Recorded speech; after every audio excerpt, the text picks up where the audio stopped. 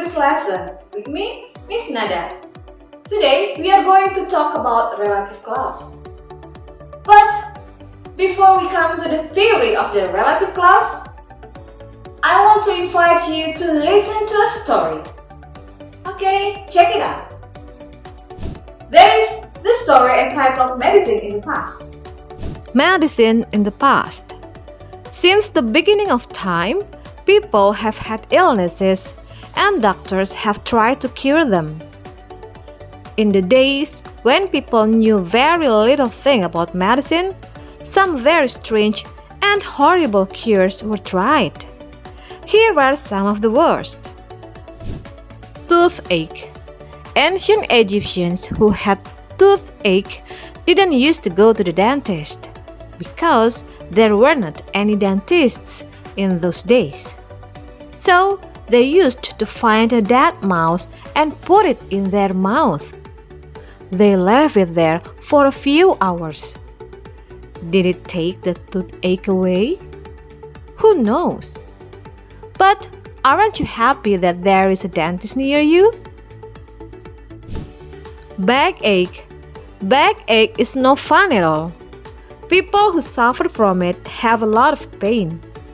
Sometimes it is because a vertebra, a bone in the back, is out of position. In ancient Greece, doctors used to cure backache like this. They tied the patient to a ladder, pulled the ladder up high, and then let it fall to the ground. Bang! The vertebra went back into place.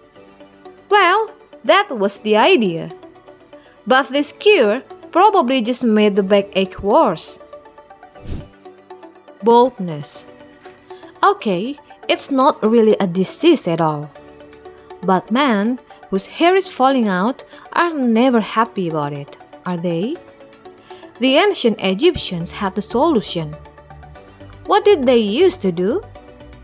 They took the fat of a lion, a hippopotamus, a cat, and a snake, mixed them together, and then rubbed the mixture into the man's head. Maybe it stopped baldness, maybe not.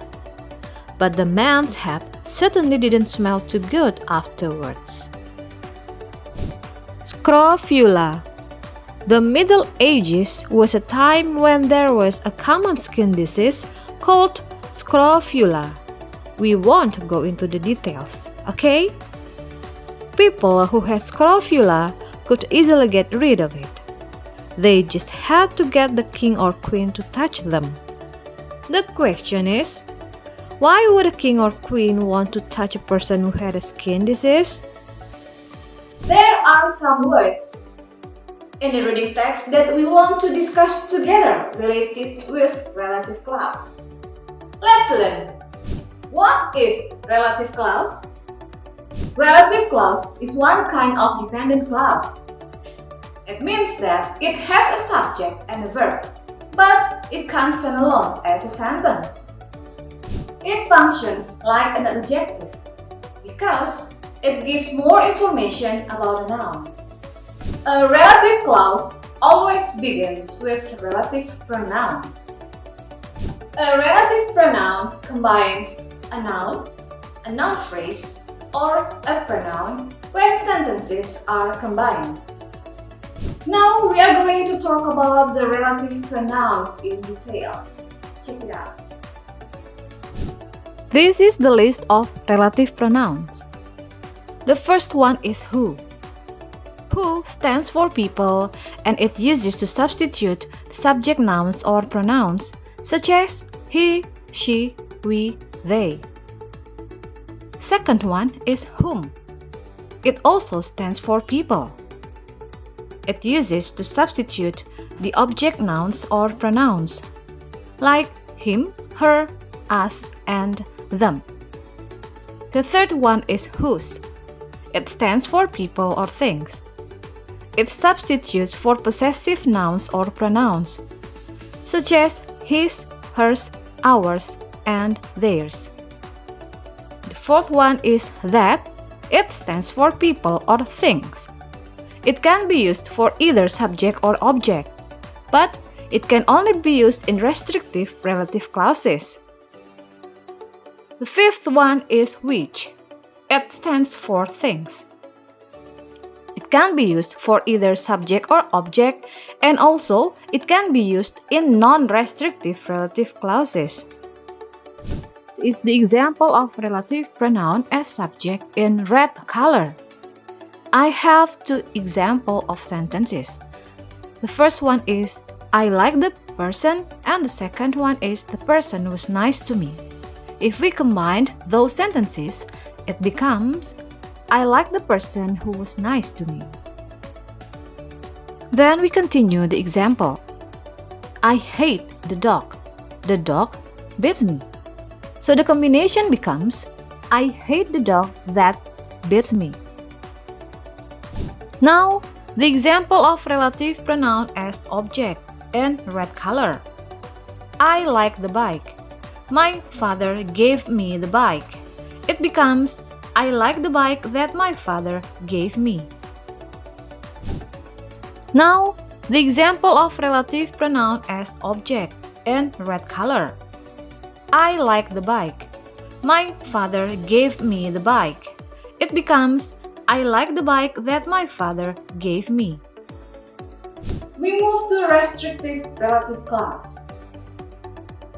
Restrictive relative clauses give information that defines the noun.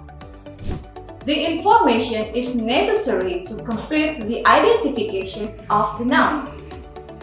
We can use that or which for non-human nouns, and we can use that or who for human nouns. And also, you don't need to use comma. I will give you the example. The example of restrictive relative clauses. I like the paintings. In that sentence, which paintings? We cannot clearly identify them without the relative clause. So we must add the clause. For example, the paintings hang in the north lobby. The second sentence, I like the paintings that hang in the north lobby. So it will be, I like the paintings which hang in the north lobby. Again, this is acceptable, but some people object to use which. They prefer to use that. The other examples are, students who study hard will do well in my class. It means that only this group of students will do well.